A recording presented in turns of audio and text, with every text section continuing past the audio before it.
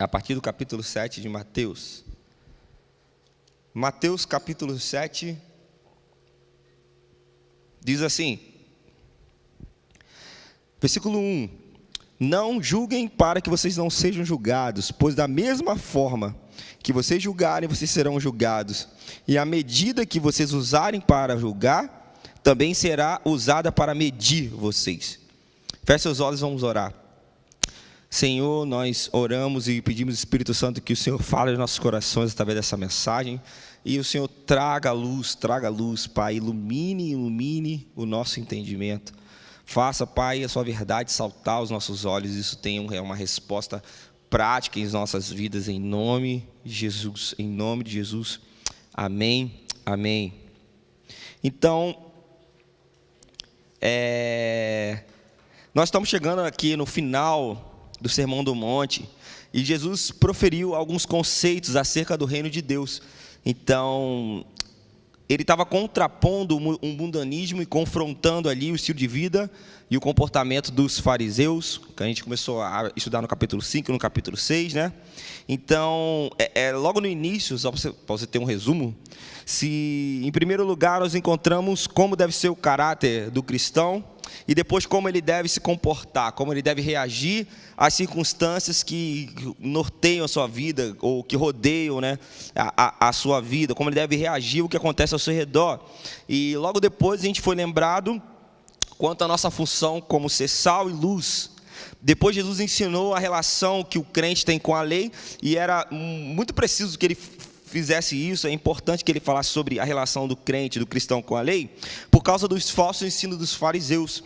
Então, ele estava querendo mostrar que, na verdade, as pessoas precisavam prestar atenção no espírito da lei, não somente na letra da lei. Logo no capítulo 6, Jesus ele resume a vida prática do cristão em 3 aspectos, né?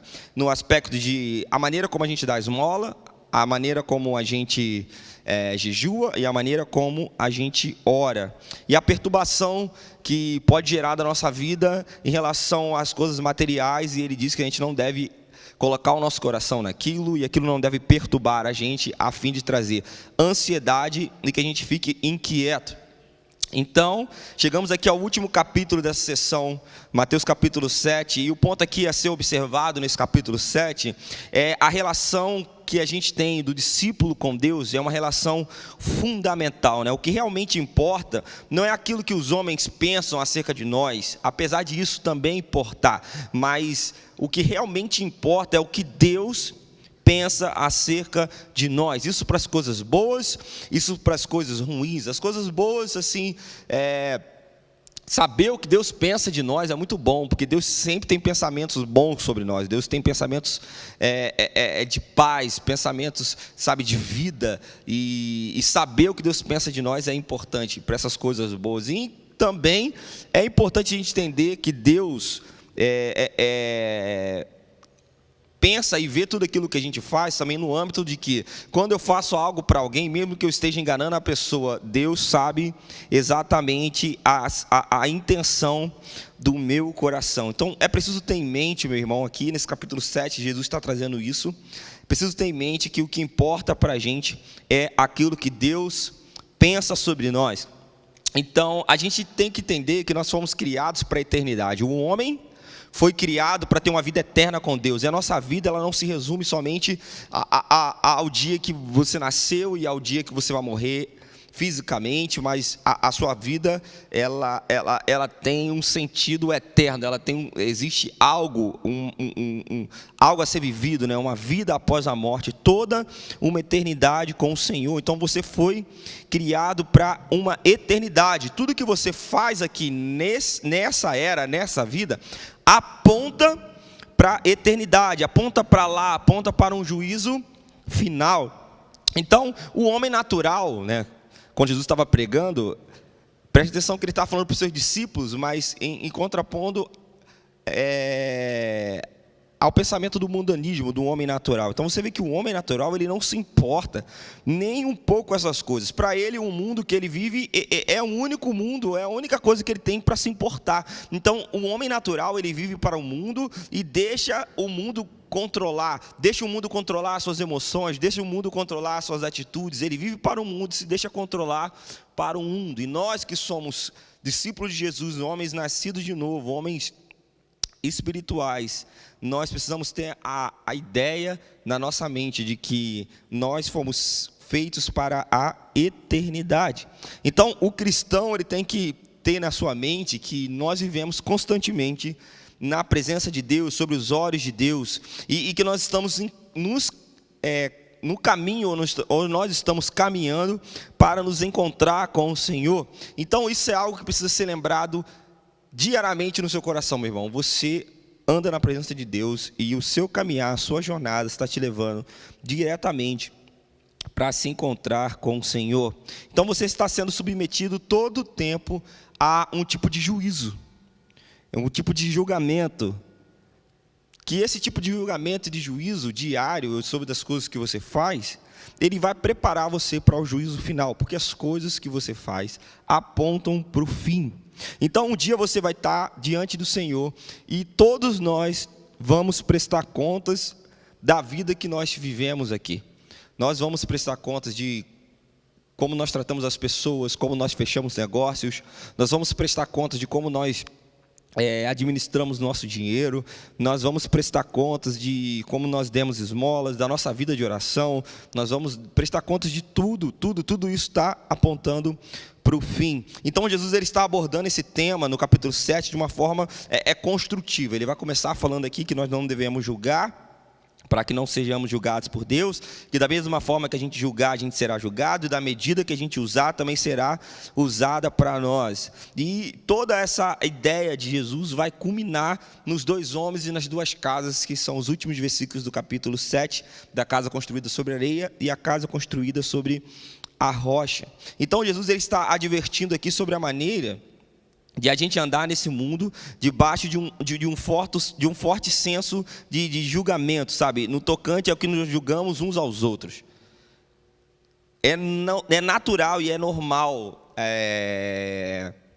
durante a sua vida e a sua caminhada e o seu relacionamento com outras pessoas, você olhar para a pessoa olhar para você e as pessoas fazerem um julgamento sobre a sua vida, você fazer um julgamento sobre a vida das pessoas. E aí Jesus vem dizendo aqui em Mateus 7, capítulo 7, versículo 1, não julgueis, não julgueis, não julgueis.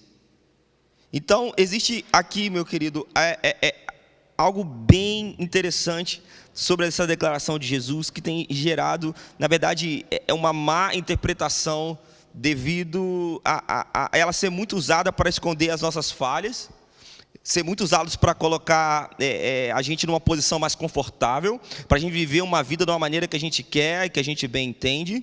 Então, essa declaração, não julgueis, ela tem um sentido e ela tem tido muito problema para a gente se relacionar com essa frase de Jesus, principalmente na igreja, porque a gente entendeu essa frase de um modo errado, né? Então, se você começar a tentar entender o que Jesus queria dizer quando ele disse assim, não julgueis para que não sejais julgados, você pode procurar direto no dicionário o sentido da palavra julgueis, né? O julgar. E essa palavra, ela tem várias explicações ou várias definições, então não seria justo a gente pegar uma definição de julgar para aplicar diretamente no que Jesus falou, sem que a gente pudesse entender o contexto que Jesus falou aquilo ali, e sem confrontar essa afirmativa de Jesus, né, de não julgar, com outros ensinos da Bíblia, outros ensinos de Jesus, né? Porque a Bíblia explica a própria Bíblia, ou seja, para a gente poder ter uma melhor compreensão, a gente tem que analisar esse conceito de não julgar com o restante das Escrituras, precisa fazer um sentido e não contradizer qualquer outro sentido da Bíblia, porque a Bíblia explica a própria Bíblia. Então é importante destacar que nos dias que a gente vive é muito importante e é fundamental, eu poderia dizer assim, até mesmo vital, que nós possamos entender corretamente a interpretação de não julgueis. Então, muitas pessoas pegam essa frase, não julgueis para que não sejais julgados, e a gente fala, então a gente não deve opinar sobre a vida de outras pessoas? Então, muitos atribuem essa expressão de não julgar simplesmente da forma literal. Pega e não julgar, fala assim, olha, então a gente não pode jamais opinar sobre a vida de outras pessoas. Então, essas pessoas que pensam assim, elas afirmam que não se deve existir juízo, né, ou exercer juízo algum sobre a vida de ninguém, mas nós deveríamos, na verdade, ser suaves, ser tolerantes, ser leves, sabe, permitido qualquer coisa em troca da paz, em troca da concórdia, né, a não discórdia, ou, na verdade, nós devemos priorizar a unidade. Então, quando a gente lê o versículo 6 desse mesmo capítulo, para a gente poder confrontar um versículo com o outro, né, correlacionar um versículo com o outro, a palavra seria essa, diz assim, não deis aos cães o que é santo, nem atireis as vossas pérolas aos porcos, para que não as pisem e voltando-se contra vós, estraçalhem. Então, o próprio Jesus está dizendo assim, que a gente não deve dar ao cão o que é santo, e nem dar pérola aos porcos. Então, como a gente poderia colocar em prática esse ensinamento de Jesus? Como a gente poderia saber quem são os cães ou quem são os porcos? Se a gente não pudesse fazer uma análise, se a gente não pudesse julgar, se a gente não pudesse fazer, sabe, uma análise de comportamento, análise de ações, ou análise de fatos verdadeiros sobre as pessoas. Sabe, Mateus 7, capítulo 15, diz assim, ele mesmo disse, Jesus, cuidado com os falsos profetas, eles vêm a vocês vestidos de peles de ovelhas, mas por dentro são lobos devoradores. Então, como que a gente poderia aplicar esse ensino prático de Jesus? Como a gente pode saber quem são os falsos profetas se a gente não puder pensar, se a gente não pode analisar, se a gente não pode, tiver receio de fazer qualquer tipo de julgamento sobre as pessoas, julgamento crítico, avaliar os ensinos de alguém? Se eu não julgo o ensino de alguém, se eu não avalio o ensino de alguém, como eu vou saber se aquele ensino é falso, se são falsos profetas ou não? Sabe, Jesus está dizendo que parecem boas pessoas, parecem ovelhas, mas são maliciosos e são enganadores, são lobos, querendo a destituição. Então, é impossível tornar esse ensino prático de Jesus com a ideia de que todo cristão que diz que é cristão, no fato é cristão. Se toda pessoa que fala que é cristã, a gente acreditar e só basta a pessoa falar para nós que ela é cristã, para que a gente possa tirar uma conclusão da vida daquela pessoa, a gente vai ter muita dificuldade de analisar todas essas coisas que Jesus está pedindo para que a gente faça. Se a gente, em hipótese alguma, né, puder julgar o comportamento de uma pessoa, porque Jesus disse assim, não julgueis, como é que a gente vai conseguir colocar em prática, saber quem são os lobos, quem são as ovelhas, saber quem são os porcos, saber quem são os cães? Então Jesus ele afirma que os falsos profetas são pessoas aparentemente inofensivas. Os falsos profetas são pessoas honestas. Os falsos profetas são pessoas que sempre estão parecendo agradáveis. Os falsos profetas são essas pessoas que aparentemente são pessoas muito boas.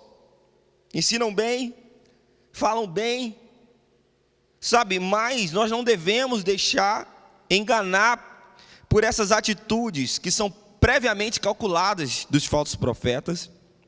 E Jesus adverte os seus discípulos, dizendo que pelos frutos os conhecereis. Mateus capítulo 7, versículo 16. Ou, numa versão atualizadíssima, os frutos revelam toda a verdade sobre a árvore. Uma árvore boa dá frutos bons, uma árvore ruim dá frutos ruins. Então, nós precisamos ter critérios, irmãos, para analisar, para julgar, para verificar a autenticidade dos frutos que estão dando.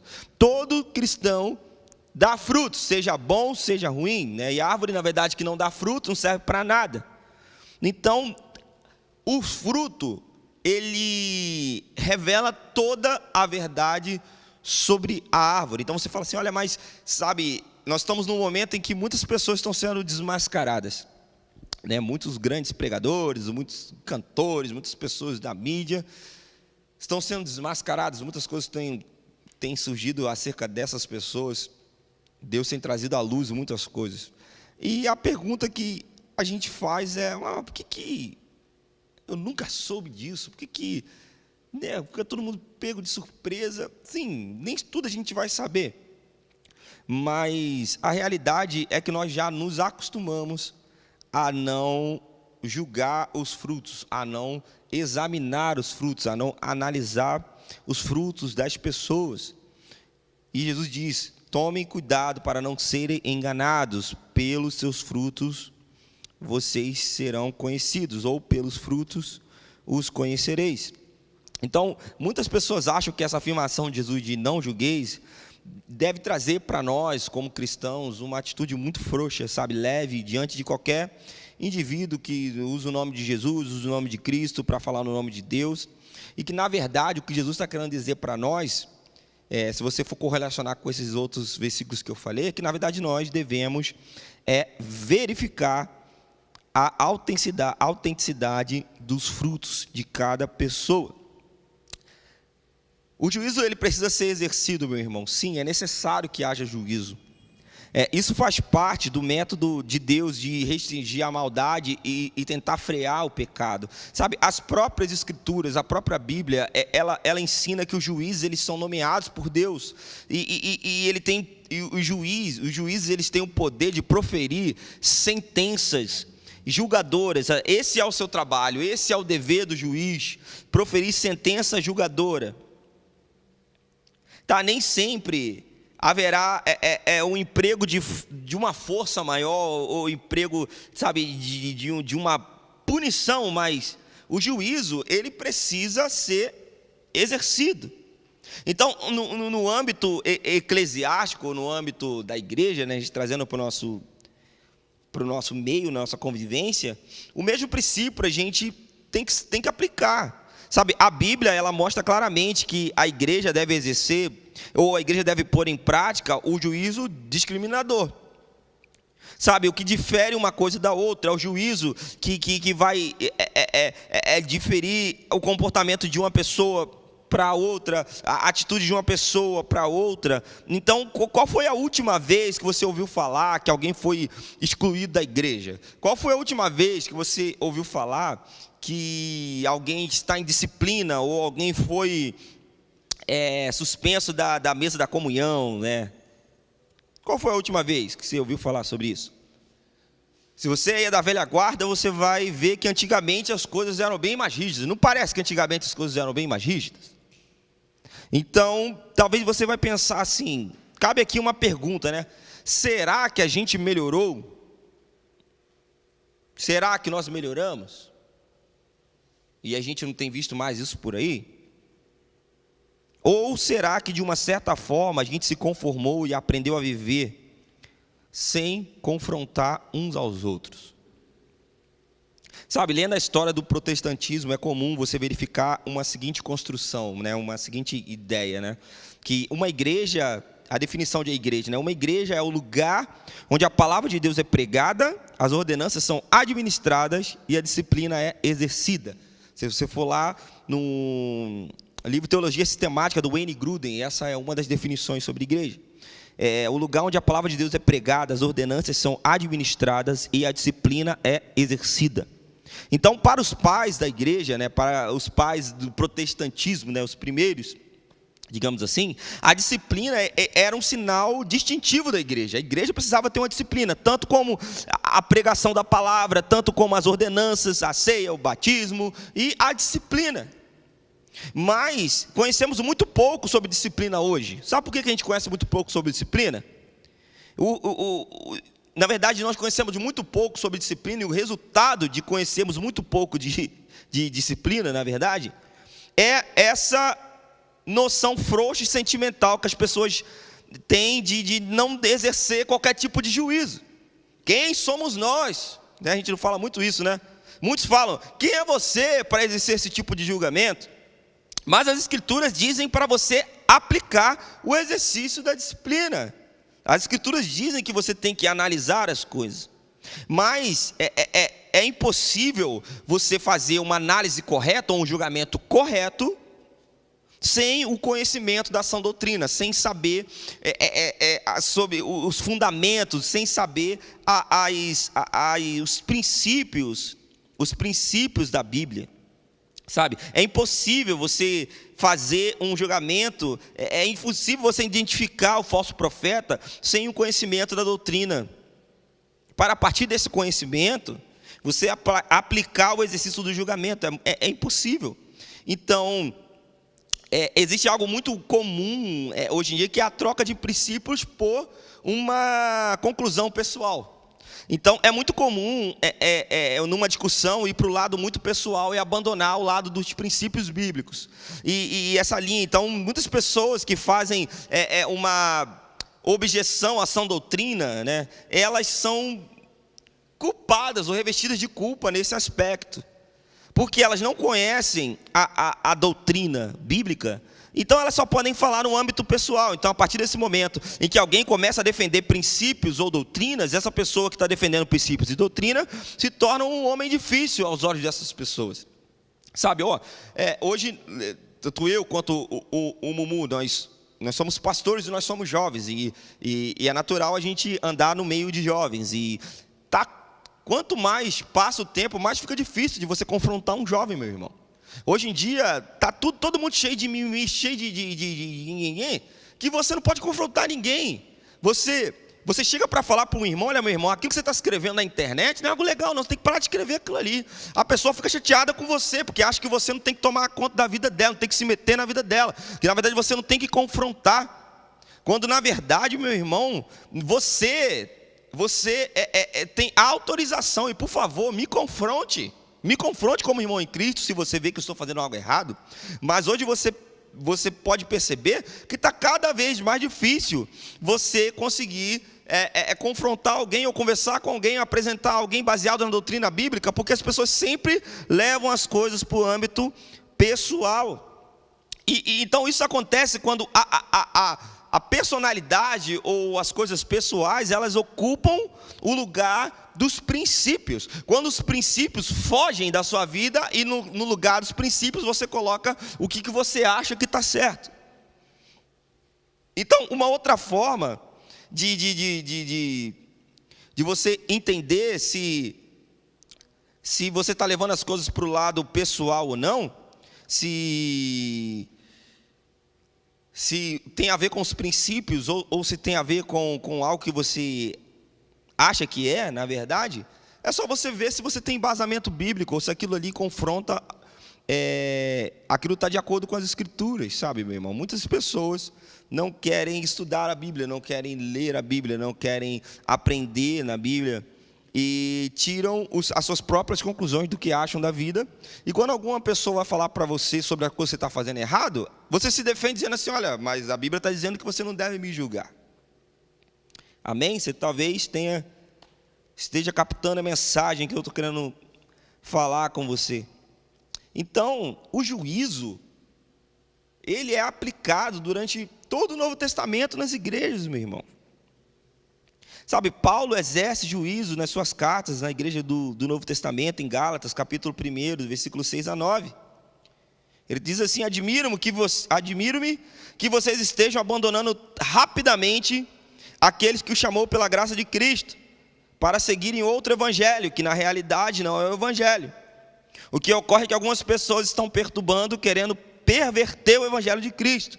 Mas ainda nós, ou um anjo do céu, ainda que nós ou um anjo do céu pregue um evangelho diferente daquele que pregamos, que seja amaldiçoado. Como já dissemos, agora repito: se alguém lhes anuncia um evangelho diferente daquele que já recebeu, que seja amaldiçoado.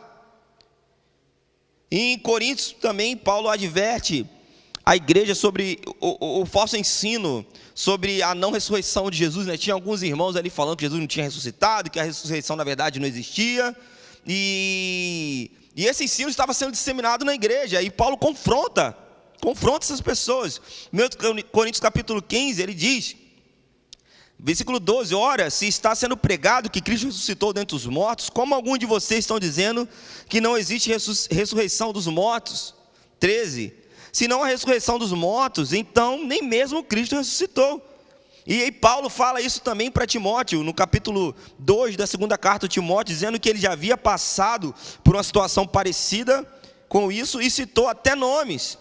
2 Timóteo capítulo 2, diz assim, e as coisas que me ouviu dizer na presença de muitas testemunhas, confia a homens fiéis, que sejam também capazes de ensinar a outros. Versículo 17, o ensino deles alastra como câncer. Entre eles estão Himeneu e Fileto.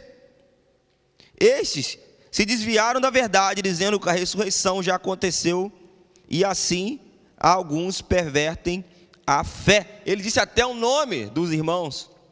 Tito, capítulo 3, versículo 10, Paulo diz assim, quanto àquele que provoca divisões, advirta-o 1 e 2 vezes, e depois rejeite-o.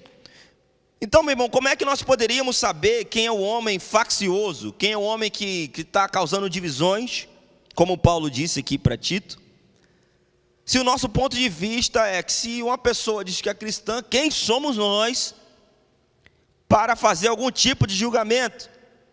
Então até João, o apóstolo do amor, ele dá instruções referentes aos falsos ensinos dos mestres, que devemos evitar ter contato com esse ensino, para que os falsos mestres não tenham poder sobre as nossas vidas. Segundo João, capítulo 1, versículo 10, diz, se alguém chega até você e não trouxer esse ensino, não receba na sua casa e nem o saúde. Então a questão aqui mais uma vez é, como poderíamos colocar em prática todas essas questões da Bíblia, se não pudéssemos exercer o juízo, se não pudéssemos pensar, se não usássemos critérios, se não tivéssemos preparados para fazer tal avaliação? Então, isso deixa claro que o ensino de Jesus de não julgueis para que não sejais julgados não tem nada a ver com o que a maioria das pessoas pensa. O ensino de Jesus, ele não pode ser interpretado dessa forma, de que na verdade a gente não tem que avaliar ninguém, que a gente não tem que julgar nenhuma pessoa, que nós não devemos fazer nenhum tipo de avaliação com ninguém. Sabe, o grande problema não é fazer uma avaliação sobre alguma pessoa, não é fazer um julgamento em si sobre alguma pessoa, porque nós já vimos aqui que isso era comum no Novo Testamento, e próprio Jesus disse que a gente tinha que se acautelar dos falsos profetas, que a gente tinha que não lançar pérolas aos porcos, a gente não deveria fazer essas coisas. Então a gente precisava julgar, precisava analisar as pessoas. Então o grande problema aqui não é analisar. Então o que Jesus na verdade estava ensinando com não julgueis? Jesus ele não estava ensinando sobre ser proibido ou ser pecado, fazer avaliações sobre as pessoas, mas em aplicar um juízo condenatório sobre a pessoa. Sabe, e por evitar a condenação ou o juízo condenatório, muitas pessoas elas vão para outro extremo, né? A maioria vai para outro extremo. Então, já que eu não posso condenar o meu irmão, para eu não cair no erro de condenar, eu não vou nem dar o trabalho de analisar. Então, eu não vou nem me posicionar, eu vou me conformar com tudo e eu vou assumindo uma posição falsa, que na verdade, aquilo que eu deveria fazer é analisar o irmão, e se eu analisar o irmão e ver que existe alguma coisa que não condiz com a vida de discípulo, eu tenho respaldo bíblico para ir até esse irmão em amor e confrontá-lo. Então, no próprio Sermão do Monte, em boa parte do que nós estamos estudando, o ensino de Jesus ele é direcionado ao confronto, ou ao julgamento, ou à análise do estilo de vida do fariseu. Já percebeu? Então, Jesus ele recomenda que a gente não seja igual aos fariseus, que oram alto na esquina para as pessoas verem. Não seja igual aos fariseus, que jejuam e falam para todo mundo que está jejuando para se mostrar mais santo. Sabe, não sejam como os fariseus que são amostrados quando vão dar as suas esmolas, né? Mas ao mesmo tempo são mercenários e materialistas. Então, se Jesus ele está querendo dizer que a gente não tem que ser como o estilo de vida de fariseu, nós sim temos que julgar ou analisar a vida das pessoas para termos uma avaliação ou termos uma conclusão se as pessoas são falsos profetas, se aquele comportamento é o comportamento de um fariseu. Então Jesus não está condenando esse tipo de análise, esse tipo de avaliação, porque esse tipo de análise e avaliação tem que ser feita, Agora, Jesus está condenando o espírito condenatório, quando eu chego para uma pessoa e condeno a atitude daquela pessoa. Então Jesus conta sobre o fariseu e o publicano também em Lucas capítulo 18, onde o fariseu está orando e ele está orando assim, Senhor, ouve a minha oração, porque eu não sou como esse publicano que faz tais coisas e tais coisas, e eu não faço isso, enfim, a oração dele é baseado naquilo que ele é diferente do publicano, e ele cita o publicano várias vezes na sua oração para validar. Então, o que estava errado na oração do fariseu não era somente o seu tipo de oração, porque ele tinha visto, né, o seu irmão, mas o que estava errado na oração do fariseu era o seu espírito de condenação. Então, esse espírito de condenação dele se manifestava contra outras pessoas. Então, esse assunto ele não se resume somente aos fariseus, se resume a nós, meu irmão. A mim e a você. A gente tem que enxergar esse assunto pelo prisma de que aquele que não tiver pecado, que atire a primeira pedra. Então, existe algo bem comum para que a gente possa entrar nesse tipo de erro, de julgar de uma forma condenatória. Como eu falei, é quando nós trocamos os princípios bíblicos pela nossa conclusão pessoal. Então, uma forma de a gente verificar se a gente está sendo culpado no julgar é se a gente tem se expressado, ou se a gente tem expressado, na verdade, as nossas opiniões, sem ter total conhecimento de todos os fatos. Então, nós não temos o direito, meu querido, de proferir qualquer juízo antes de termos plena consciência que todos os fatos já foram averiguados. Nós não podemos proferir um juízo sobre alguém sem conhecer, sabe aquela parte que diz, vamos conhecer os dois lados da história? Sem a gente ter se esforçado para averiguar se aqueles fatos são verdade, sabe? Nós só podemos avaliar uma situação e julgar e dar o nosso posicionamento após termos pesquisado todos os fatos sobre aquilo. Então, o perigo que Jesus está querendo alertar os seus discípulos aqui foi sobre a atitude de fazer a justiça própria. Porque o nosso ego, ele está sempre tentando aflorar dentro do nosso coração. E o nosso ego, ele está muito ligado, ele está por trás dessa questão do julgamento. Então, o egoísmo, ele culmina numa manifestação de justiça própria. Eu vou tomar uma direção de executar esse julgamento baseado no meu ego, olhando para mim, olhando o meu bem-estar, olhando o que eu acho, tirando minhas próprias conclusões acerca daquilo que eu acho. Então, quando nós deixamos o nosso ego dirigir esse tipo de julgamento, cria em nós um sentimento de superioridade, como se nós fôssemos superiores a qualquer pessoa. Então, é um sentimento que estamos sempre com a razão. É um sentimento que as pessoas, na verdade, nunca têm razão, que elas sempre estão erradas e que a razão sempre é nossa. Então, o resultado disso é um espírito censurador, que brota dentro de nós, sempre disposto a expressar uma opinião de uma forma incisiva. E o resultado disso é desprezar o meu irmão, desprezar o próximo. E essa era a atitude dos fariseus. Sabe, outro desdobramento do perigo de que Jesus está querendo dizer quando ele diz assim, não julgueis, no sentido de condenar a pessoa, é esse espírito de hipercrítica. Não sei se você já ouviu falar sobre isso. Existe uma grande diferença entre a crítica e a hipercrítica. Então muitas pessoas falam, não, vou dar uma crítica construtiva, né? Na verdade, meu irmão, a crítica, ela é construtiva, né? A crítica tem que ser construtiva. A crítica que a gente mais faz não é a crítica construtiva, na verdade é a hipercrítica. Porque, na verdade, quando você vê a crítica ela é fundamental. Ela é fundamental nas artes, ela é fundamental no cinema, ela é fundamental na música, né? Os críticos são as pessoas que analisam aquilo ali. Então, é uma crítica autêntica, né? E a crítica autêntica é uma crítica positiva.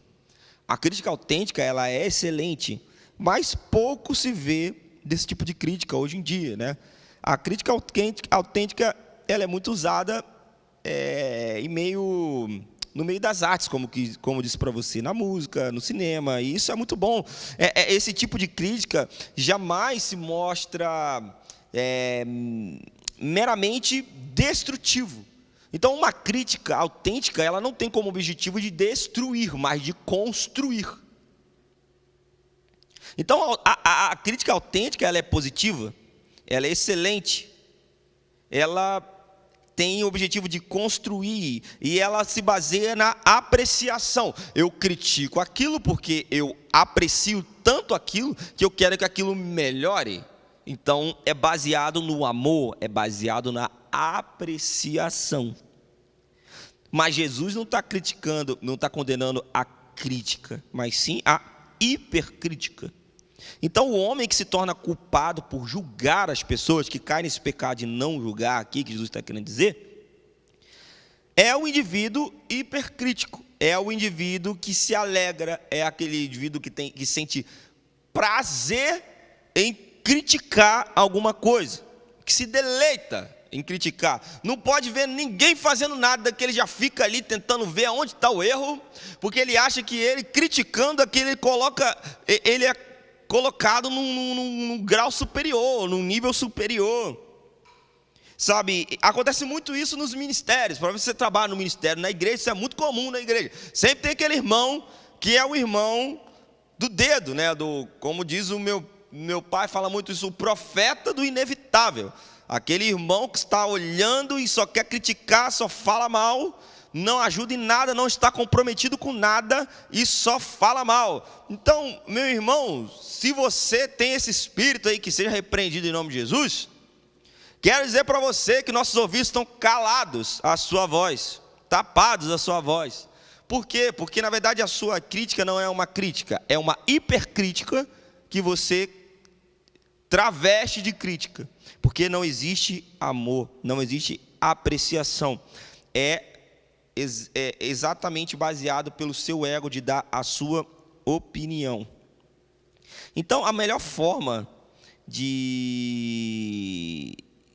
da gente tratar com um inimigo assim hipercrítico, que Jesus disse, né, não julgueis, esse irmão gosta de julgar num sentido condenatório, é mostrar para ele 1 Coríntios capítulo 13. Então, aí vai uma dica, se alguém falar para você assim, meu irmão, dá uma lida em 1 Coríntios capítulo 13, aí você já percebeu que você está passando dos seus limites. 1 Coríntios capítulo 13, Paulo está falando acerca dos dons na igreja, né, no capítulo 12, capítulo 12, 13 e 14, e ele diz que tudo que é feito na igreja tem que ser feito baseado no amor. Então, observe aqui que os pontos negativos que Paulo fala para o amor, e ele fala de pontos positivos para ele descrever o amor, né? Mas nesses pontos positivos sempre tem um ponto negativo que está ligado ao amor. Por exemplo, ele fala assim, tudo espera, tudo suporta. O amor tudo crê, tudo espera e tudo suporta. Mas o espírito hipercrítico, ele sempre espera, mas espera o pior. Espera tudo dar errado, porque ele descobre satisfação quando ele detecta falhas no sistema, quando ele detecta defeitos. Sabe, o espírito hipercrítico jamais se sente feliz enquanto ele não encontra uma falha no negócio.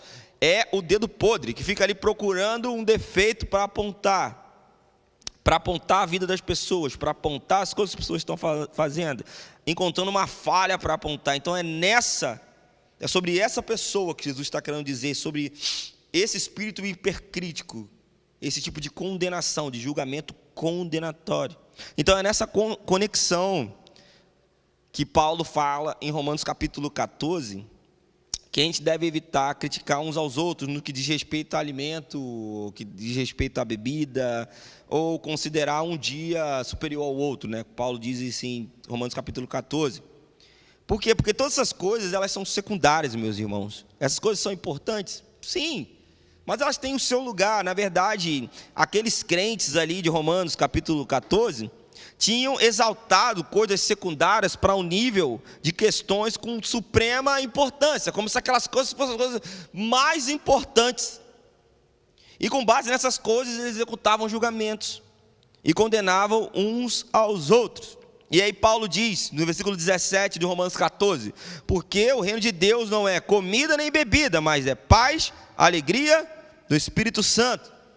O que Paulo estava querendo dizer? Que os irmãos estavam fazendo picuinhas e fazendo murmurinhos e levando isso para um nível de tomar conta uns das vidas dos outros e ficar julgando uns aos outros e condenando as atitudes uns aos outros constantemente. E isso não estava trazendo paz no reino de Deus, paz entre a igreja. E é nesse sentido que Jesus diz: não julgueis, não condene. Porque o Senhor é juiz, meu irmão. Você não pode decidir se alguém é crente ou não, se alguém é cristão ou não, baseado no seu ponto de vista. Mas você tem que decidir se aquela atitude é uma atitude cristã, de discípulo de Jesus ou não, baseado nas Escrituras, baseados naquilo que a Bíblia diz.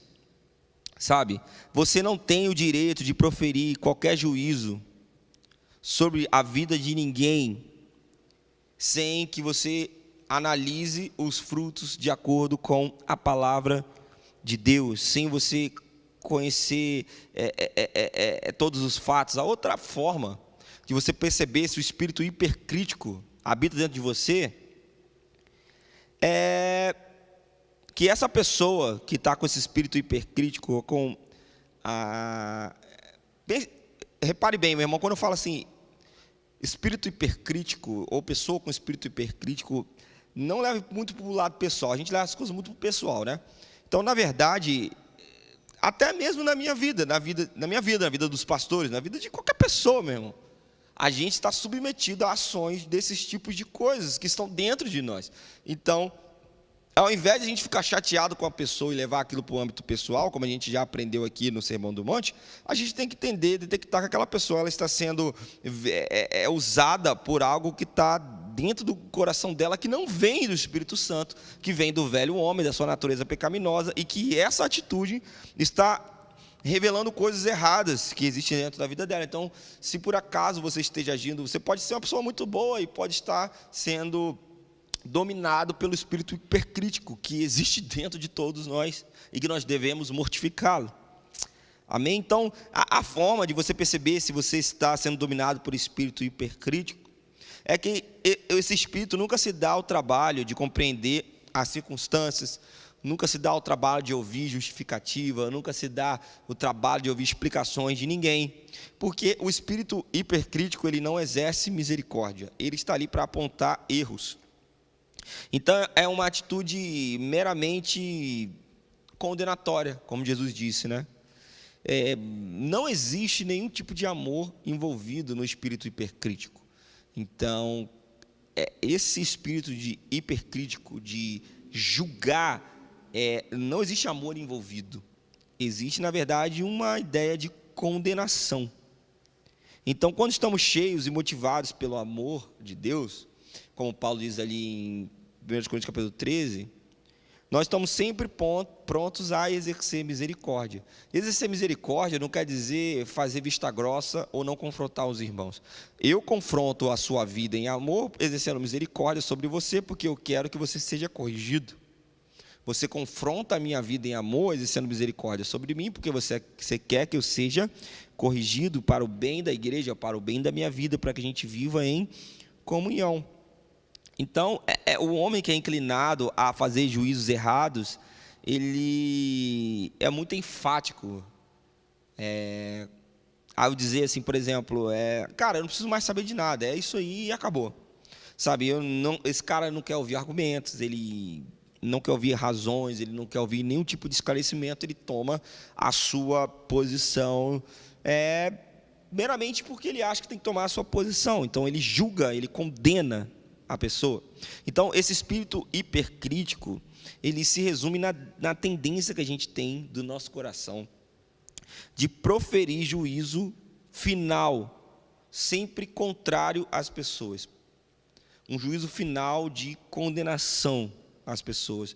Não é um espírito com misericórdia, não é um julgamento com amor, não é um julgamento de analisar e de verificar, ou que me leve a um confronto, ou a esclarecer para aquele indivíduo que o estilo de vida dele é um estilo de vida errado, ou a ponto de eu não ser enganado por falsos profetas. Não, mas é um estilo de vida, na verdade é um julgamento com sentença, é um julgamento com condenação. Então esse é o espírito hipercrítico. Então, o problema aqui é que essas pessoas que utilizam do espírito hipercrítico para julgar e fazem esse tipo de julgamento de condenação, elas estão arrogando um direito que é exclusivo de Deus, cara. Só Deus pode fazer isso. Nós não podemos fazer isso. Nós não podemos condenar ninguém. Nós não podemos julgar uma pessoa nesse nível de condenação. Somente Deus pode condenar as pessoas. Mas sim, nós podemos analisar a vida daquelas pessoas para podermos entender se existe ou não a atuação do Espírito Santo naquela vida. E se é uma pessoa que é discípulo de Jesus, sim, confrontá-la à luz da palavra. Em Lucas capítulo 9, versículo 54, quando Jesus ele ia para Samaria, ele pediu que seus discípulos fossem na frente, né? E os seus discípulos foram na frente, chegaram lá, e eles viram que, na verdade, eles foram mal recebidos lá em Samaria. Então eles voltaram, falaram para Jesus que foram mal recebidos, e eles falaram assim: Jesus, você quer que a gente ore para que o Deus libere fogo do céu e acabe com aquelas pessoas? Sabe, então, o que estava acontecendo ali? Eles foram mal recebidos, então eles queriam dar uma sentença. Jesus, você quer que a gente ore para que Deus libere fogo e acabe com essas pessoas? Quando, na verdade, a única pessoa autorizada, ou que tem autoridade para exercer esse tipo de sentença, é Deus. Deus é o juiz. É uma condenação de autoridade exclusiva de Deus. Então, até algumas orações que nós temos, algumas orações que a gente faz, direcionadas para algumas pessoas, elas são erradas, são até orações pecaminosas, se a gente pudesse dizer assim. Quando nós oramos exercendo juízo sobre uma causa, que na verdade é um juízo condenatório, quando na verdade só Deus tem autoridade para exercer o juízo condenatório sobre algo. Então a verdade é que o Senhor Deus, Ele é juiz, e Ele nos proveu um meio para que a gente possa passar pelo julgamento para a vida, através do seu Filho. Então, todas as coisas vão ser passadas pelo julgamento de Jesus, de Deus. As coisas que já foram julgadas, ótimos, mas as coisas que ainda não foram julgadas, serão julgadas no grande dia final, quando você se apresentar perante o Senhor, e você terá que prestar conta, você será aí sim julgado ou condenado. Só Deus pode condenar as pessoas. Então, quando a gente pode também perceber que o espírito hipercrítico está agindo dentro de nós, Quando a gente começa a tomar conta de coisas que não são da nossa responsabilidade também, meu irmão, na disposição sempre de exercer um julgamento, quando na verdade aquele ponto criticado por nós, ele não tem nenhuma relação com a nossa vida, é simplesmente pela vontade de expressar a minha opinião acerca de alguém ou acerca de algo. Então, muitas coisas que a gente acha, a gente pode guardar para nós. Não é pecado você guardar isso para você. O pecado está quando você profere a sentença, quando você julga a pessoa. Sabe, quanto do nosso tempo a gente perde expressando nossas opiniões sobre as pessoas, ou sobre pessoas que, na verdade, na realidade, não têm nenhum vínculo direto com a gente. Então, essas pessoas, elas nada representam para nós, elas, no entanto, não tem nada a ver com a nossa vida, mas é só para a gente experimentar, sabe, esse prazer malicioso, quando nós fazemos esse tipo de análise.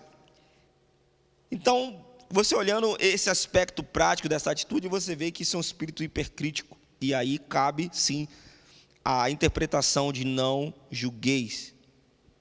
Sabe, nós devemos julgar as pessoas sempre debaixo dos princípios. Sabe, uma outra forma que a gente tem de perceber se o espírito hipercrítico está, na verdade, outra forma, na forma mais assertiva, né, de percebermos se o espírito hipercrítico está agindo dentro de nós, se existe amor envolvido, né, como eu disse. O amor envolvido é a base para a gente saber se nós estamos julgando no fato de analisar, ou nós estamos julgando no fato de condenar. Quando você vê algo e você for analisar, amém, você tem que analisar. É dever seu analisar, você precisa analisar. Jesus disse, você tem que analisar. Analise, julgue no sentido de analisar, de verificar, de averiguar. Agora, julgar a ponto de condenar, somente Jesus pode fazer, somente Deus pode fazer. E é nesse sentido que ele diz, não julgueis. É a melhor forma de você entender se o seu espírito é crítico, né, de analisar, ou se é hipercrítico, de condenar, é ver se existe amor envolvido naquilo que você está fazendo. Somente Deus pode julgar no ponto de condenar alguém. Amém, meu irmão? Você está entendendo essa palavra? Sabe, isso é algo muito comum, isso é muito comum. Muitos de nós temos nos escondido atrás disso, atrás dessa frase, interpretando de uma forma errada, de que nós não devemos julgar ninguém. Na verdade, nós devemos sim julgar no fato de analisar, julgar com amor, verificar, averiguar, olhar os frutos, porque os frutos revelam toda a verdade sobre a árvore. E se por acaso existe um fruto que não está dando, que não é compatível com a vida do discípulo, não é compatível com o novo nascimento, é porque essa árvore está tendo algum tipo de problema. Então, essa árvore com algum tipo de problema, ela vai produzir frutos ruins. E o fato de analisarmos com misericórdia, de julgarmos com misericórdia, de olharmos isso com amor, faz com que eu possa ser uma bênção na sua vida, confrontando você. Confrontando você, fala assim, cara, você já viu o jeito que você trata a sua esposa? Você já viu o jeito que você trata os seus filhos? Você já viu o jeito que você corrige os seus filhos?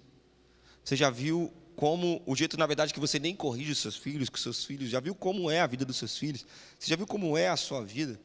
No fato de analisar, no fato de julgar com amor, no fato de ser construtivo, para que você possa reconhecer algo que existe em você, para que você possa se arrepender e para que você possa se consertar e viver uma vida de discípulo de Jesus. Se nós utilizarmos o fator amor para julgarmos e para analisarmos a vida das pessoas, isso é uma bênção, e a gente entra no ensino de Jesus e entramos naquilo que Paulo fez e ensinou para Timóteo, para Tito e para todas as outras igrejas, para a igreja em Roma. Mas se nós não utilizarmos o amor, mas utilizarmos o espírito hipercrítico, nós entramos no Mateus 7:1, que é não julgueis. Não julgueis. Não julgueis no sentido de não coloque uma condenação naquilo que você está vendo, porque somente Deus pode condenar. Feche seus olhos aí na sua casa. Não sei, sabe o que passa sobre a sua cabeça, mas todos nós precisamos lutar contra o espírito hipercrítico que existe dentro de nós. Todos nós precisamos lutar para que possamos julgar as coisas com amor. Enquanto nós não tivermos o amor agindo, ou o amor sendo exercido em uma determinada situação no nosso coração, nós não temos o direito de expressar a nossa opinião, porque qualquer opinião expressada fora do âmbito do amor, ela entra no espírito hipercrítico. Enquanto nós não tivermos amor, nós temos que guardar isso dentro do nosso coração, para que Deus transforme nosso coração e nos dê amor, para que a gente possa confrontar em amor, para que a gente possa julgar em amor, para que nós possamos analisar em amor. Sabe, você que está com seus olhos fechados aí na sua casa, faça uma oração assim: Senhor, eu oro para que o Senhor libere amor sobre mim. Eu quero que o Senhor me faça enxergar as coisas pelo âmbito do amor, não pelo âmbito pessoal, sabe, não pelo âmbito do que eu acho as coisas. Sabe, meu irmão, porque tem pessoas que você já não gosta, porque você não gosta mesmo. E aí tudo que essa pessoa faz, você já utiliza o julgamento sem amor. E esse julgamento sem amor é uma ação condenatória. Então, que na verdade, todas essas coisas são corrigidas pelo simples fato da gente amar uns aos outros. Se nós amarmos uns aos outros, se a gente entender que nós também temos os nossos erros, nós temos as nossas falhas, e o Senhor exerce misericórdia sobre nós, e nós temos que exercer misericórdia sobre os nossos irmãos, nós entramos num âmbito de analisar as coisas, julgar as coisas em amor, que é isso que Deus espera de nós. Então peça ao Senhor para que revista seu coração de amor. Tem coisas que somente o Espírito Santo pode fazer em nós, meu irmão. O Espírito Santo, ele nos dá a capacidade de amar as pessoas. Nós só podemos amar as pessoas porque Ele nos amou primeiro. Se é algo que vem do Senhor, é algo que brota no nosso coração, mas é algo que vem do Senhor, nosso espírito, na verdade a nossa alma, o nosso corpo, sabe, o nosso velho homem, ele grita, a nossa natureza carnal, ela grita para que você julgue pelas coisas que você acha, para que você tire as suas próprias conclusões baseadas nos seus sentimentos, baseado naquilo que você gosta ou que você não gosta. Mas o Senhor, Ele pode liberar amor sobre a sua vida hoje. Encher o seu coração de amor e alegria, encher o seu coração de misericórdia, para que você enxergue o seu próximo, enxergue as pessoas com quem você já teve algum tipo de problema, enxergue as pessoas que talvez não sejam as pessoas mais agradáveis na sua vida, mas que você enxergue elas com amor, e você faça uma análise dos frutos baseados no amor. Sabe, ore também para que o Senhor te dê um espírito ensinável, um espírito humilde essa noite, para que você possa receber com amor uma palavra de alguém que venha te confrontar em amor, meu irmão, que venha, sabe, te confrontar em amor mesmo, dizendo: meu irmão, acho que você precisava melhorar nessa aqui, cara. Te dê um espírito ensinável, que você possa ouvir e tirar você dessa posição de defesa, de olha, cara, quem é você para me julgar? A pessoa não está te julgando, te condenando, ela está te julgando de uma forma de misericórdia. Ela te ama, ela quer que você se conserte, ela quer que você volte para Jesus, volte para os caminhos de Jesus, sabe? Talvez hoje seja uma boa hora da gente mudar o nosso comportamento, mudar os nossos estilos de postagens na internet, sabe? Hoje seja uma boa hora da gente mudar o estilo do nosso feed do Instagram. Quer comais, quer bebais, quer façais qualquer coisa, fazer isso para a glória de Deus. Analise a sua vida, o que existe na sua vida que não glorifica o nome do Senhor, cara. que existe na minha vida que não glorifica o nome do Senhor? Você tem total liberdade, meu irmão, de chegar em mim e me repreender de algo errado que eu esteja fazendo, de algo que vá ao desencontro das Escrituras. Nós precisamos disso, nós precisamos de pessoas que analisem os nossos frutos, que cresçam em a gente em amor. Isso é a igreja. Isso é a igreja. Sabe, hoje nós não estamos conseguindo estar tão juntos mais, nós pessoalmente estamos juntos, estamos distantes, estamos juntos aqui na internet, mas vai ter um dia que a gente vai voltar a estar juntos. E a gente vai voltar a ser discipulado olho no olho, discipulado vida na vida. E o discipulado é isso, cara, é se abrir. O Sermão do Monte é um estilo de vida do discípulo de Jesus, aquele que quer ser discipulado. Para você ser discipulado, você precisa ter um espírito humilde. Você precisa ter um espírito ensinável. Você precisa aprender a ouvir as pessoas dizendo: meu irmão, está errado o que você está fazendo, cara. Te dê um espírito ensinável. Peça ao Senhor, me dê um espírito ensinável. Deus me dê um espírito ensinável. O nosso velho homem clama por uma resposta, clama por um barraco. Mas nós precisamos ter um espírito ensinável.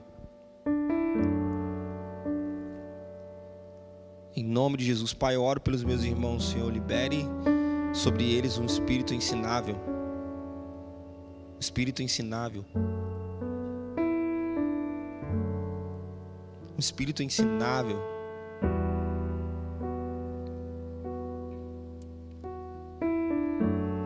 Sabe, Senhor, eu oro pela Wanda Ramos, a Ivonete, o Sérgio.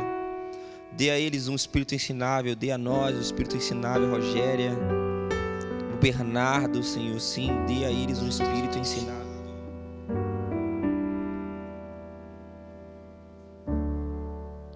Sim, Pai, dê um espírito ensinável a Séries, dê a mim, dê ao Mumu, ao Emilson. Eu oro pela Belle, Senhor, Guilherme, Tiago, o pastor Eduardo, Will, Tássia, todos da equipe aqui que estão trabalhando, Senhor. Dê um espírito ensinável a nós. Dê um espírito ensinável a nós, Pai. Dê amor no nosso coração. Nos ajude, Senhor, a tratarmos uns aos outros com amor, a analisarmos os frutos, a repreender uns aos outros em amor, a aceitar a repreensão em amor, em nome de Jesus. Sim, eu oro por você, meu irmão, que está aí com a gente, que está assistindo, Marcos Vinícius, Valdice, Dauremar, Ângela, Soraya, minha tia, em nome de Jesus, tio Sérgio. Nós oramos por você, espírito ensinável sobre a vida de vocês, sobre a família de vocês. Em nome de Jesus, em nome de Jesus. Receba aí você na sua casa, meu irmão. Ore, peça ao Senhor. Senhor, me dê um espírito ensinável em nome de Jesus. Em nome de Jesus.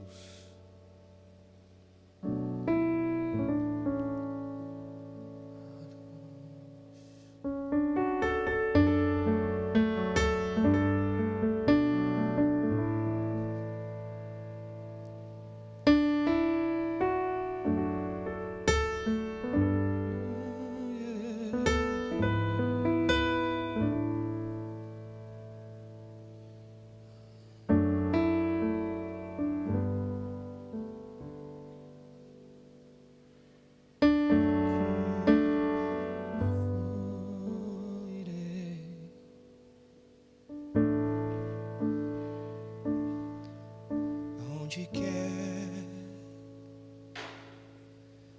que tu fores, irei. Onde quer que tu fores, irei.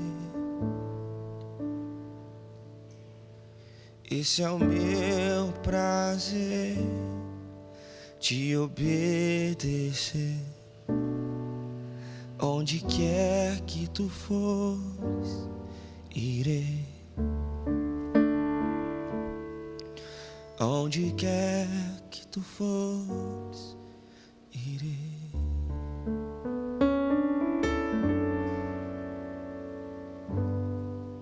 Sim, Jesus, nós queremos ir aonde quer que o Senhor nos levar. Nos dê um espírito ensinável, nos dê um espírito ensinável, nos dê um coração de discípulo.